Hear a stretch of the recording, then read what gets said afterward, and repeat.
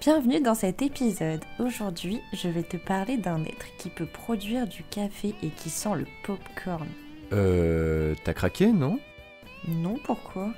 C'est pas d'un être vivant que tu parles là, c'est d'un robot. T'as changé le concept de ta chaîne? Mais non, j'ai rien changé, je parle du binturong.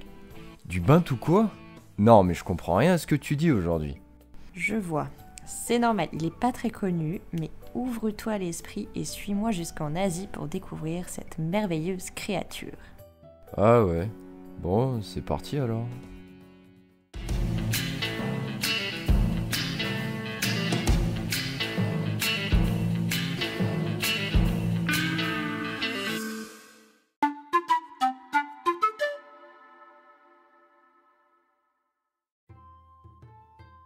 Nous voilà donc dans les canopées des forêts d'Asie du Sud et de l'Est, à la recherche de notre compagnon du jour.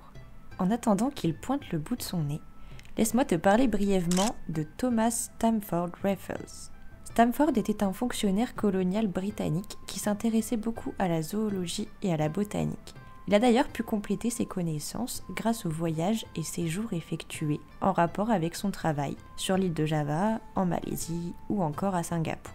En Angleterre, il a fondé la société Zoologie. Il a été considéré comme un modèle de colonisateur car il tenait à collaborer avec les indigènes sans mépriser leur culture ou leurs croyances. Ce qui est plutôt cool, entre guillemets, si on nommait le terme colonisation. Et c'est cet homme qui a décrit le binturong pour la première fois en 1821. Binturong provient d'une langue aujourd'hui éteinte. On ne connaît donc malheureusement pas sa signification, mais en revanche, son nom scientifique, Arctictis, est composé de deux mots empruntés au grec ancien, ours et belette. Parce que tu trouves qu'il me ressemble?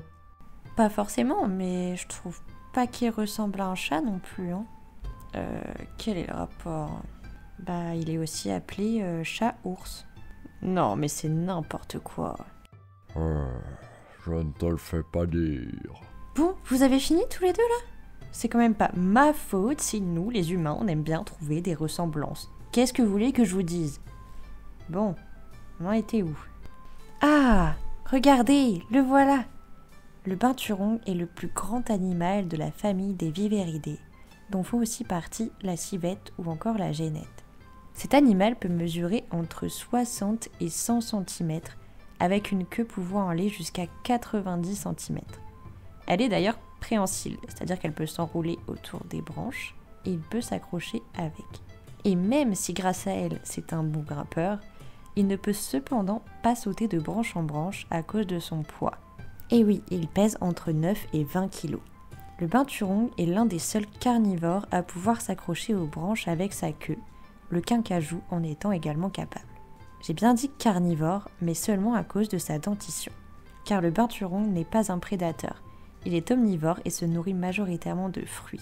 En revanche, ses prédateurs à lui peuvent être le dhole, la panthère longibande ou encore le tigre.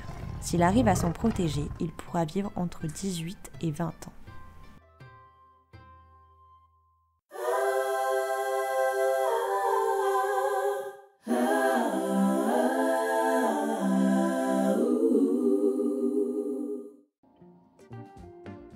Chez cette espèce, la femelle a atteint sa maturité sexuelle à 30 mois contre 28 pour le mâle. Ils peuvent s'accoupler toute l'année avec une gestation de 92 jours, donc environ 3 mois, et une possibilité de diapause embryonnaire. Pour la petite explication, c'est une adaptation aux conditions climatiques permettant de reporter la mise bas pour laisser toutes les chances au bébé de survivre. Mais j'expliquerai ce concept beaucoup mieux dans l'épisode qui sera consacré à l'ours brun et qui sortira d'ici un mois je pense. Entre 1 et 6 bébés naîtront aveugles les 2 premières semaines. Le sevrage se fera entre 6 et 8 semaines plus tard.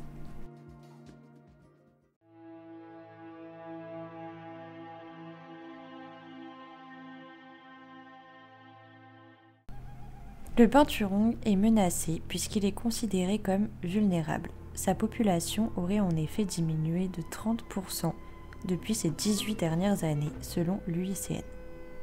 Il y a plusieurs facteurs qui le menacent et que l'on retrouve pour beaucoup d'autres espèces, comme la déforestation, l'urbanisation ou encore le trafic pour sa peau en tant que nourriture dans certaines localités ou pour en faire un animal de compagnie comme aux Philippines par exemple.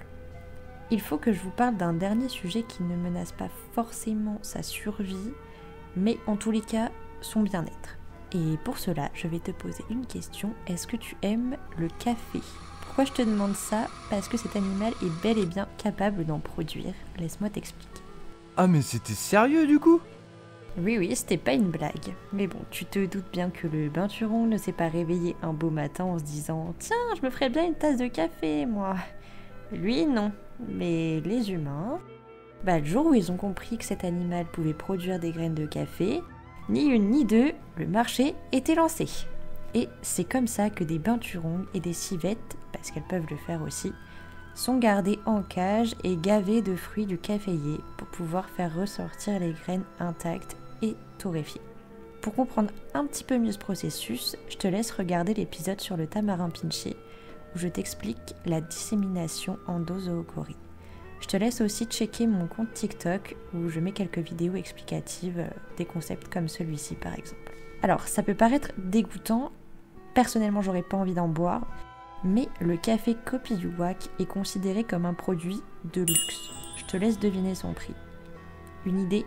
Je te laisse mettre en commentaire si t'as vu juste, mais il peut être vendu entre 200 et 400 € le kilo, soit en moyenne 70 € la tasse.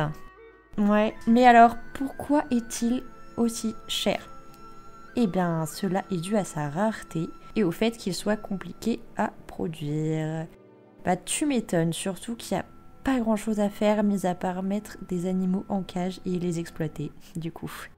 Alors, je t'en prie, si jamais tu fais du tourisme en Indonésie ou que tu vois par hasard du café nommé Kopi Luwak, n'en achète pas.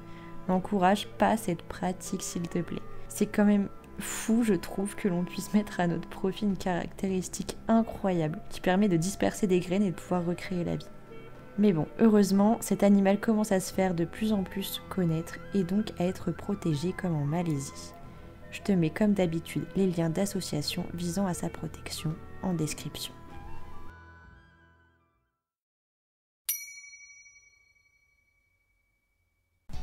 L'urine du binturong a une odeur de pop-corn. En effet, celle-ci est composée de 2-AP, un composé chimique porteur d'un arôme donnant leur odeur caractéristique au pain ou au riz par exemple. On retrouve cet arôme dans le pop-corn et la seule hypothèse plausible selon les chercheurs est celle de l'action de bactéries symbiotiques capables de la formation d'un tel composé. Et bien voilà, c'est la fin de cet épisode consacré au binturong. Je te remercie encore une fois de m'avoir écouté. J'espère que cet épisode t'aura plu et qu'on se retrouvera pour le prochain.